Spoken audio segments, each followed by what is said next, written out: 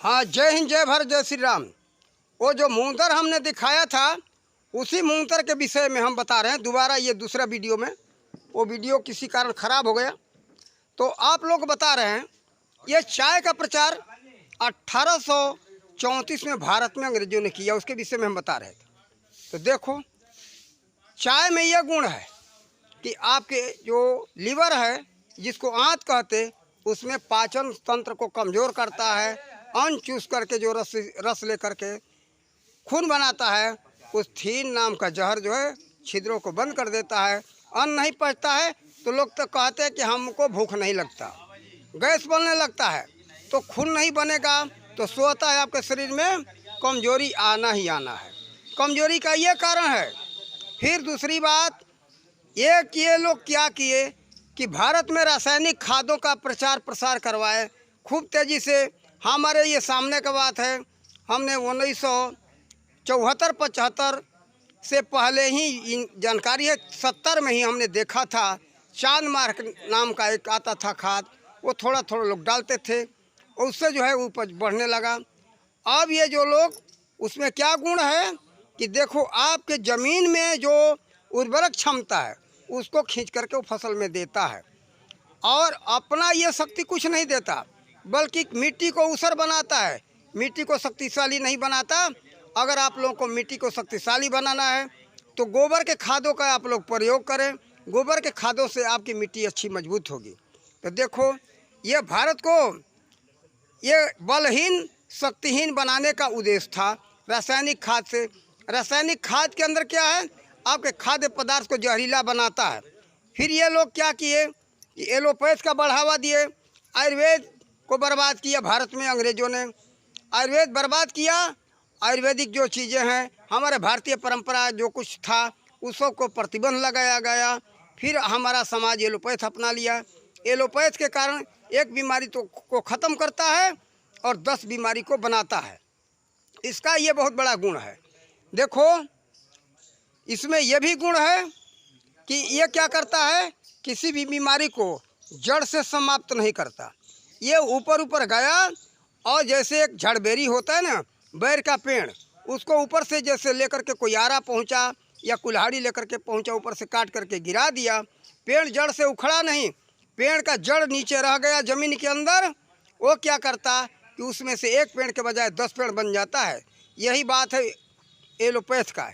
Allopath क्या करता है कि एक बीमारी को थोड़ा दबाया, जड़ से ख़त्म नहीं किया, उसमें से 10 बीमारियां बन गई। लेकिन असरदार थोड़ा दिखाई देने के कारण, इसमें गर्मी है, असर दिखाया। जैसे एक उदाहरण देते हैं, आप पैरासीटामोल खाते हो, पैरासीटामोल में क्या गुण है, थोड़ा देर जा कर के आपके दर्द के असर को थोड़ा कम किया, शांत कर दिया, तो आप समझे कि हमारा दर्द ख़त्म नहीं हुआ, वो शांत कर दिया, दवा का असर ख़त्म हुआ, वो फिर जो है अपना वो दर्द का बढ़ना चालू हो गया। तो देखो, ये सब गुण है। फिर यहाँ अंग्रेजी दवाइयाँ, अंग्रेजी खाद भारत में बढ़ा करके यहाँ ये लोग बर्बाद किए। दूसरी चीज़, अश्लीलता का बढ़ावा दिए।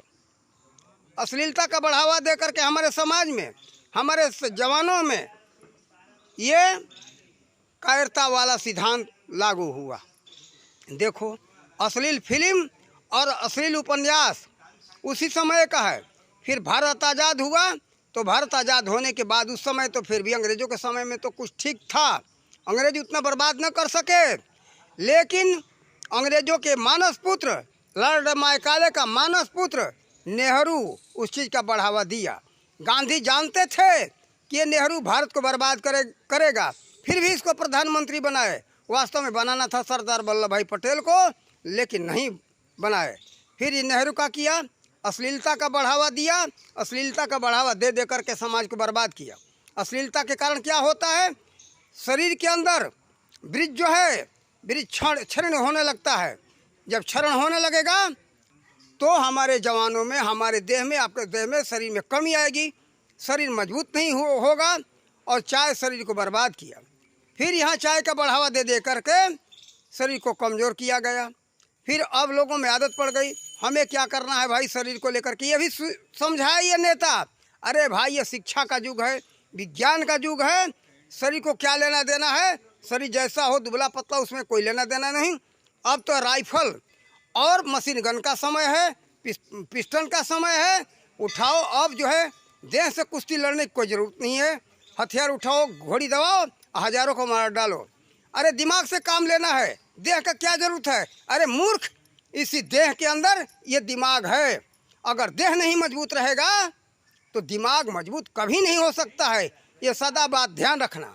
हमारे ये समाज मूर्ख, दूध बहुत बनाता है घर में, भैंस और गायों से दूध निकालते, लेकिन वो दूध को क्या करते?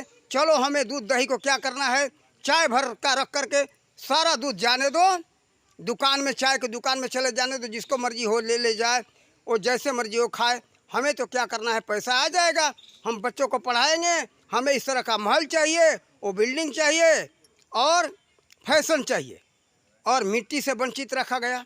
भाई धूल मत लगाओ देह में, मिट्टी से बीमारियां होती हैं। अरे मूर्खों, जरा ये ध्यान तो दो, प्राकृतिक चिकित्सा में मिट्टी से, जल से कई बीमारियों को दूर करने की पद्धति बताई गई है। मैं नहीं कहता हूँ, जो तो नहीं हमारे बातों पर विश्वास है, प्राकृतिक चिकित्सा उठा करके प्राकृतिक चिकित्सा में देखो, मिट्टी से कैसे जो है शरीर की बीमारी को दूर किया जाता है, तेल मालिश से शरीर की बीमारी को कैसे किया जाता है दूर, और व्यायाम से कैसे शरीर की बीमारी को दूर किया जाता है, वो बता रहा है। मेरे बातों पर भरोसा मत करो, अपने जो है प्राकृतिक चिकित्सा उठा करके पढ़ लो। सूरज के प्रकाश से बीमारी दूर करने के उसमें सिद्धांत दिया गया है, मिट्टी से, जल से और मालिश से। फिर एलोपैथ का क्या जरूरत? लेकिन ये सब साजिश के तहत ये काम हुआ है। और देखो, दूध ऐसा पोषक तत्व है, पोषक तत्वों का खजाना है, सभी पोषक तत्वों का खजाना है दूध। दूध में कई प्रकार के विटामिन, प्रोटीन पाया जाता है, उसमें अधिक मात्रा में कैल्शियम पाया जाता है, हर तरह का विटामिन है। जब लोग हमारे समाज में दूध का उपयोग करते थे तो कोई बीमारी नहीं थी। खान पान में देखो, सारी खाद्य पदार्थ में विटामिन है, और विटामिनों के कमी से सारी बीमारियां होती है, खनिजों की कमी से सारी बीमारियां होती है।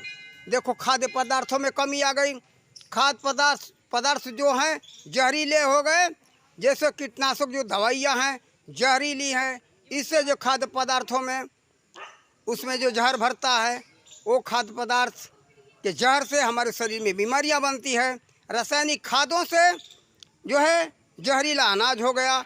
अगर आप लोगों को विष मुक्त अनाज चाहिए तो गाय के गोबर से और मूत्र से खाद बनाओ, और खाद बना करके उसकी पद्धति है 10 किलो गोबर, 10 किलो गाय का मूत्र, आधा किलो कैसा विसड़ा गला गुड़, और आधा किलो 1 किलो उसमें कैसा विसड़ा गला बेसन डाल दो।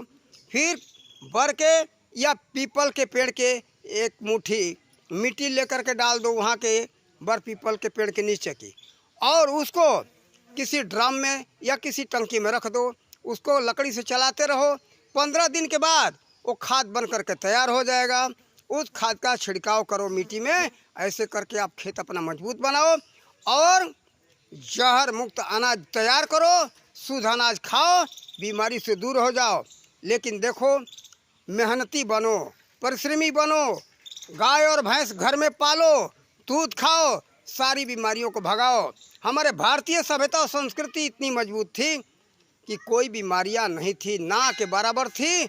उस समय 1% था, आज 100% हो गया, अभी और बढ़ता ही जा रहा है। नाना प्रकार की बीमारियां बढ़ती जा रही है, कारण कि हमारे खाद्य पदार्थों में कमी आ गई, हमारे मेहनत में कमी आ गया। फिर अश्लीलता के कारण, मिट्टी का उपयोग न होने के कारण, देखो आज से 50 साल पहले गांव-गांव में अखाड़ा हुआ करता था। आज बच्चों से पूछो, गांव के बच्चे कहेंगे अखाड़ा क्या होता है, आप हमको बताओ, अखाड़ा का नाम ये भूल गए। लेकिन हमारे जवान उस समय क्या करते थे कि सुबह उठे 4 बजे, कंधे पर लठ रखे और लंगोटा रखे, 1 लोटा जम के पानी पिए और बाहर मैदान में निकल गए। बगीचे में अखाड़ा होता था, पहले जाकर के तेल मालिश करते थे, तेल मालिश करने के बाद उसके बाद देह में मिट्टी मालिश होता था, उसके बाद कुश्ती होता था। तो जो आज शहरों में जो जिम हो रहा है वो घर के अंदर होता है। ये घर के अंदर का विषय नहीं है। बाहर में करोगे तो आपको शुद्ध ऑक्सीजन मिलेगा, घर में करोगे तो क्या मिलेगा? वो तो प्रदूषण मुक्त है नहीं, वो प्रदूषण से भरा हुआ। घर के अंदर का शुद्ध हवा नहीं, गर्म है। बाहर में उस समय अखाड़ा होता था, तो अखाड़ों में जाओगे, लड़ोगे, तो उससे क्या होगा? व्यायाम करोगे तो शरीर से जहरीला हवा, गंदा हवा बाहर निकलेगा। बाहर का शुद्ध हवा, ऑक्सीजन आपके अंदर प्रवेश करेगा, आपके शरीर को स्वस्थ बनाएगा। और वो भी अंधेरे में ही, सुबह में। ये नहीं कि सूर्योदय हो जाने के बाद। व्यायाम करते थे कब लोग? सूर्योदय होने से पहले ये सारा काम हो जाता था। कारण कि बचपन में हमने किया है। हमारा भेष देख रहे हो, मैं एक सखी संप्रदाय का साधु, इसलिए हमारा भेष है। हमने भी पहले कसरत किया है, कसरत लड़ा हूँ, मेहनत किया हूँ अखाड़ों में जा कर के। लेकिन हमारा सांप्रदायिक हिसाब से आज का वेशभूषा ऐसा है। देखो, मिट्टी लगाने से शरीर के कई बीमारियों को दूर करता है, इसलिए मिट्टी लगाने की पद्धति थी। साथ ही वो अखाड़े कहाँ होते थे? किसी पेड़ के नीचे, और ज़्यादातर नीम का पेड़ अगर रहे पास में, नीम का पेड़ के पत्ता पड़े तो वो मिट्टी औषधि बन जाती है, कई बीमारियों को दूर करता है। और जो पेड़ के जड़ से जो उसमें प्रोटीन और विटामिन मिलता है वो सो अलग। देखो, इस तरह से हमारा देश बीमारी मुक्त था। लेकिन ये साजिश के तहत बीमारियों को बढ़ाई गई। लोग समझे नहीं, आज भी नहीं समझ रहे हैं। अपने को केवल वीआईपी इनके आंखों पर पट्टी बांध करके ऐसा बढ़ावा दिया जा रहा है। लेकिन अब इस समय वर्तमान में हमारे देश के जो प्रधानमंत्री हैं वो सरदार वल्लभ भाई पटेल के दिमाग के हैं। भारतीय सभ्यता संस्कृति जो व्यवस्था था उसको लागू करना चाहते, उस पद्धति को लागू करना चाहते, भारत को हर तरह से सुख और समृद्धि में लाना चाहते। इसलिए हम सबको चाहिए कि उनको हम लोग प्रधानमंत्री बनाए रखें और उनके विचारों पर चलें। अगर उनके विचारों पर चलोगे तो किसी डॉक्टर के पास जाने की ज़रूरत नहीं है। वही वो पद्धति लाना चाहते। हमने जो मूंग दर दिखाया, मूंग दर अब क्यों नहीं भाजने का शक्ति रह गया? अब एक पत्ती बढ़ गई। क्या है? अब थोड़ा शर्म की बात है, आज रात हो या दिन हो, अपने पत्नी के साथ में सोना और बैठना। अरे भाई, बराबर अगर सो गए बैठेगो तो शरीर बर्बाद होगा। पत्नी के पास पहले भी लोग जाते थे, लेकिन बहुत हिसाब से, पर्दे से, ज़्यादा पास में नहीं रहते थे। अब क्या होता है? उससे शरीर का विक्षरण होता है। आपके शरीर का बीज जब क्षरण होगा तो शरीर में शक्ति नहीं बनेगा। इसीलिए कहा गया है, हमारे पहले समय में पूर्वजों ने कहा, पानी नहीं तो जिंदगानी नहीं। पानी का कई मतलब होता है। शरीर के अंदर हमारा और आपके जो बीज है वो पानी है। वो पानी है तो आपका शरीर बलवान है। उसी को गुरु गोरखनाथ जी ने कहा है, बचाओ शरीर में बीज बचाओ, वो रत्न है। आप निरोग रहोगे, बलिष्ठ रहोगे, तभी आसन और प्राणायाम कर सकते हो। आसन और प्राणायाम करने से कई प्रकार की सिद्धियां भी प्राप्त होता है। आपका शरीर भी स्वस्थ होता है, शरीर को निरोग भी बनाता है। सिद्धियां तो आती हैं, साथ ही शरीर निरोग बनता है। आसन करते हो, उस आसन से कई प्रकार की बीमारियां जाती हैं। ये नहीं कि आसन करने से ईश्वर की प्राप्ति ही केवल नहीं, उसके साथ दो चीज़ है, आपका शरीर स्वस्थ भी रहेगा, परमात्मा की प्राप्ति भी होगी। उसमें कई बातें छिपी हुई। तो देखो, हमारे समाज को ऐसे ऐसे बर्बाद किया गया है। योग से, साधना से, आसन से, प्राणायाम से ये लोग विमुक्त किए। और इसके साथ एक बात मुझे याद आ गई। देखो, हमारे भारत में जब अंग्रेज़ों का शासन था तो हमारे हिंदू समाज के विद्यालय में धर्म ग्रंथ पढ़ाने पर प्रतिबंध था। लेकिन इनके ईसाई मिशनरियों में, जहाँ चर्च है, इनका जो कन्वेंट स्कूल चलता है, वहाँ बाइबिल पढ़ाया जाता है। हमारे हिंदू समाज के विद्यालय में धर्म ग्रंथ क्यों नहीं चलाया जाए? ये विचार करने का विषय है। मुसलमानों के जहाँ ये इस्लाम के अनुसार मदरसा है, उसमें कुरान पढ़ाया जाता है, वहाँ धार्मिक शिक्षा दी जाती है। जहाँ धर्म नहीं वहाँ अधर्म तो आएगा ही आएगा। बाइबिल हो, चाहे हमारा कोई धर्म ग्रंथ हो, वेद हो, उपनिषद हो, रामायण हो, कोई भी धर्म ग्रंथ ले लो, सभी में अध्यात्म की बातें हैं। देखो, बाइबिल में भी वही बात है, कुरान में भी वही बात है, लेकिन जहाँ धर्म ग्रंथ पढ़ाया जाएगा वहाँ तो नैतिकता रहेगा। नैतिकता रहेगा तो शरीर बलिष्ठ होगा, आप भ्रष्ट नहीं होंगे, और भ्रष्ट नहीं होंगे तो आपके यहाँ भ्रष्टाचार आतंकवाद नहीं आ सकता है। जहाँ धर्म नहीं रहेगा वहाँ अधर्म को आने से कौन रोक सकता है। ये साजिश के तहत अंग्रेज इस पद्धति को भारत में चलाए। ये हमारा कैसा शिक्षा नीति होना चाहिए, धर्मनिरपेक्ष होना चाहिए। साथ ही हमारा राजनीति कैसा होना चाहिए, धर्मनिरपेक्ष होना चाहिए। जहाँ धर्मनिरपेक्ष शिक्षा नीति होगा, धर्मनिरपेक्ष जहाँ राजनीति होगा, वहाँ अधर्म को फैलने से कौन रोकने वाला है। जरा विचार तो करो। ये साजिश था अंग्रेजों का मानस पुत्र, ये नेहरू ने बढ़ावा दिया और उसी के नाती पोते आए तो ये बढ़ावा दिए और दे करके हमारे देश को बर्बाद किए। आज अभी वही साजिश चल रहा है कि भारत को बर्बाद करने के लिए। तो हम भारतवासियों से यही कहेंगे, अब वो शिक्षा नीति को परिवर्तन किया जा रहा है और हमारे भारतीय सभ्यता संस्कृति के हिसाब से हमारे भारतीय शिक्षा पद्धति जो थी गुरुकुल, अरे गुरुकुल खराब नहीं था भाई, जरा विचार करके देखना। अब आज आर्यभट्ट क्यों नहीं पैदा हो रहे हैं भारत में, जरा विचार तो करो। इसी भारत में महर्षि पाणिनि हुए, आचार्य चाणक्य हुए, आज से 2500 वर्ष पहले की बात बताते। महर्षि पाणिनि हुए जो उन्होंने जो व्याकरण लिख दिया वो विश्व सम्राट व्याकरण है। आज से 2500 वर्ष पहले आर्यभट्ट हुए पटना में, उन्होंने जो ज्योतिष शास्त्र लिख दिया, आज उस ज्योतिष शास्त्र की बराबरी करने वाला कोई माईलाल भारत के ही नहीं विश्व में पैदा नहीं हुआ। जो सूत्र दे दिया, जो गणना करके दे दिया, उसी पद्धति पर पूरा विश्व चल रहा है।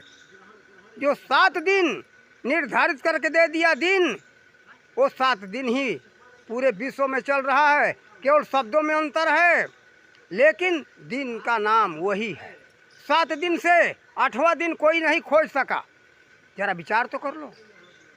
9 ग्रह उन्होंने बताया, 9 ग्रह के अलावा 10वां ग्रह कोई बता नहीं सका है। कोई माई के लाल बता दे।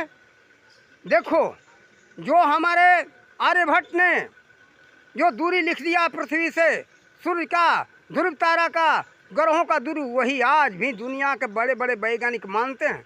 तो आज क्यों नहीं पैदा हो रहे हैं भारत में, जरा सोचो तो। आज ये कुछ हमारे देश में ये विदेशी दलाल कहते कि मनुवादी सिद्धांत नहीं लागू होना चाहिए।